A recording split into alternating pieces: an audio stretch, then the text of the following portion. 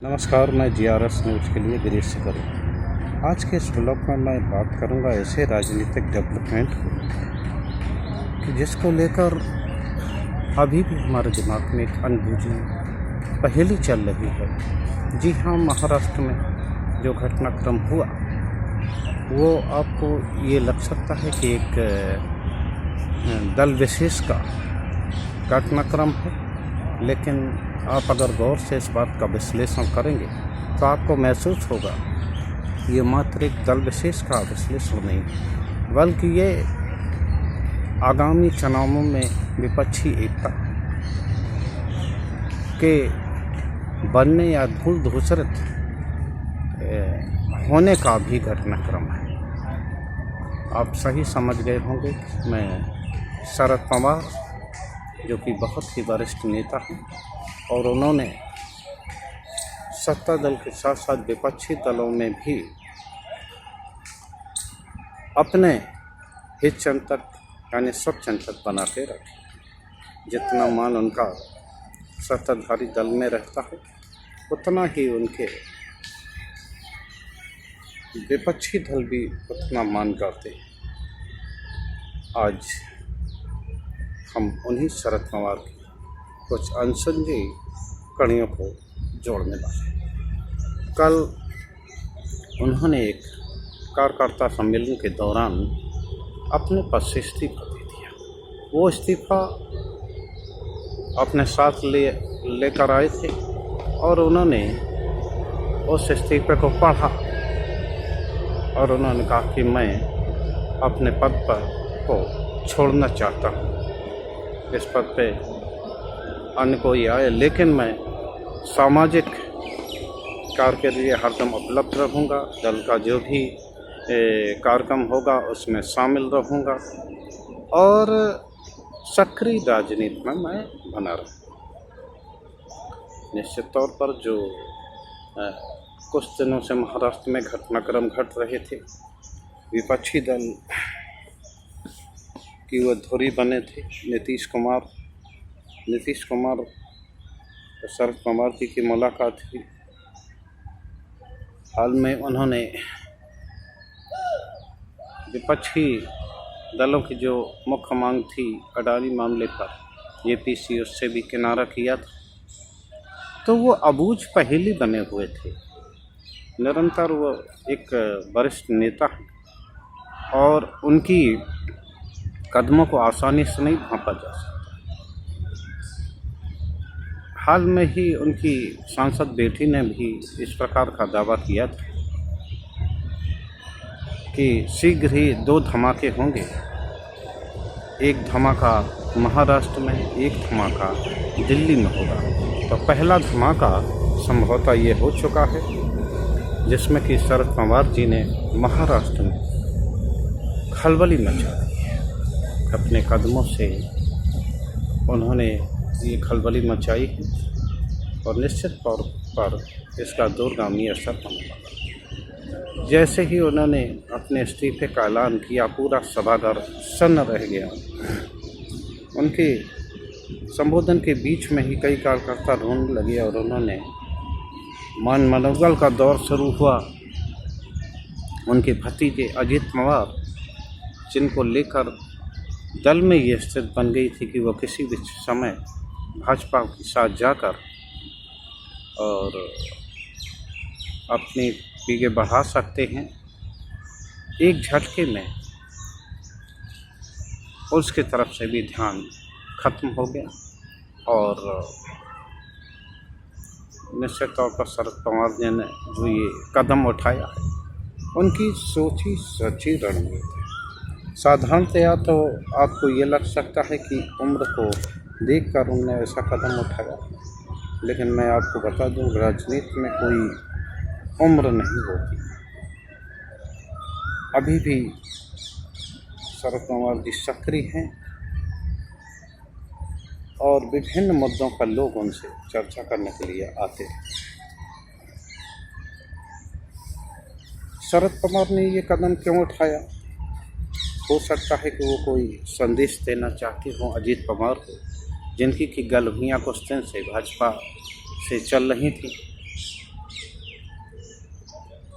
और महाराष्ट्र की राजनीति में एक कयास लगाया जा रहा था कि संभवतः अजित पवार एकनाथ शिंदे बन सकते हैं शिवसेना जैसे। उन्होंने अपने दल को तोड़कर उसी प्रकार एनसीपी में भी विभाजन होगा। तो एक तो उन्होंने अजित पवार की रणनीति को दूसरित किया और दूसरी तरफ उन्होंने दल में ये दिखा दिया कि भले हुए उम्र से थके लेकिन अभी उन्होंने काफ़ी राजनीति बाकी। और ये भी कारण हो सकता है इधर बहुत कम लोगों की शोर होगी कि उत्तर प्रदेश में इसी तरह का एक घटनाक्रम हुआ था जिसमें कि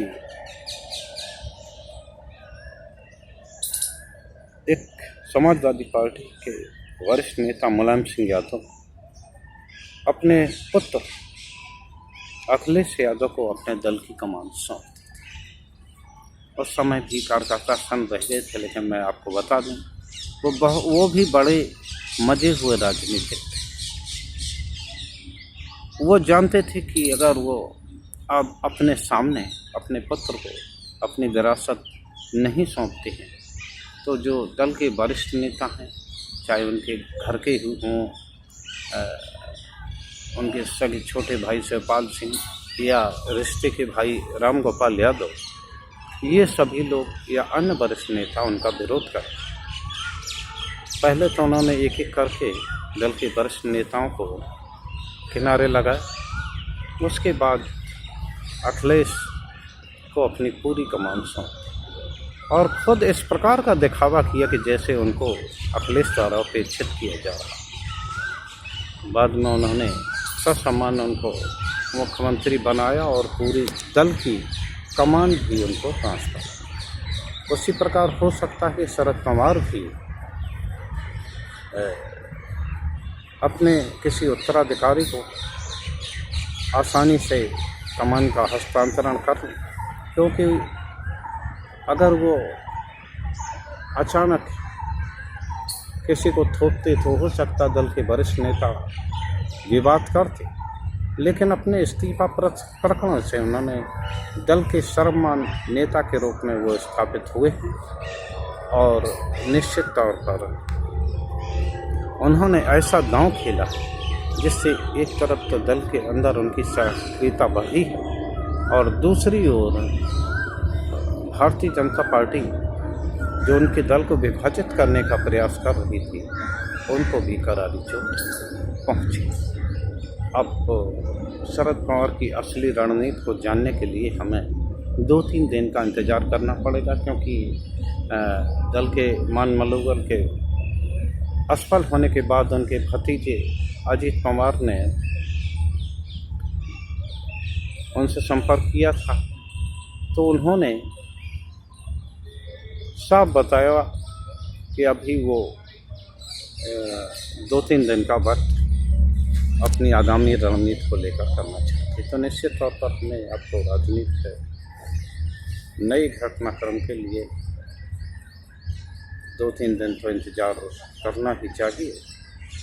हो सकता है कि उसमें और कोई डेवलपमेंट हो या शरद जी की क्या रणनीति रही है, निश्चित तौर पर सभी लोगों को इसका इंतज़ार रहेगा। ऐसा भी हो सकता है कि उन्होंने अपने किसी करीबी को दल का उत्तराधिकार सौंपने के लिए उन्होंने ये ऐसा कदम उठाया। यह वास्तव में उनका मानस या भारतीय जनता पार्टी के मध्य क्या खिचड़ी पक रही। वैसे मैं आपको बता दूं कि शरद पवार ने छोटे मोटे चुनाव के लिए बड़ा ही समझौता किया हो, लेकिन भारतीय जनता पार्टी के साथ उन्होंने कोई भी समझौता नहीं किया। कभी भी सीधे तौर पर वो उनके पक्ष में खड़े नहीं हुए हैं, हरदम वो विपक्ष के साथ रहे। तो शरद जी के इस धोबी पाठ आखिर उनका क्या निशाना था और उन्होंने अपने तर्क से ये कौन सा तीर निकाला है, इसके लिए हमें आपको निश्चित तौर पर 2-3 दिन इंतज़ार करना पड़ेगा, तभी असली वजह पता लगेगी कि आखिर शरद जी ने इतना बड़ा कदम क्यों उठाया। वैसे साधारण तौर पे तो ये कदम अपनी बढ़ती उम्र को देखकर उठाया गया लगता है, लेकिन शरद जी जिस ओर से सक्रिय हैं, जिस तरह से वे अभी भी विपक्ष की राजनीति की एक महत्वपूर्ण घटक बने हुए हैं, तो उससे ऐसा नहीं लगता कि वो अभी थके हैं, उनमें अभी राजनीति बाकी है। आज के ब्लॉग में बस इतना ही। जय भारत।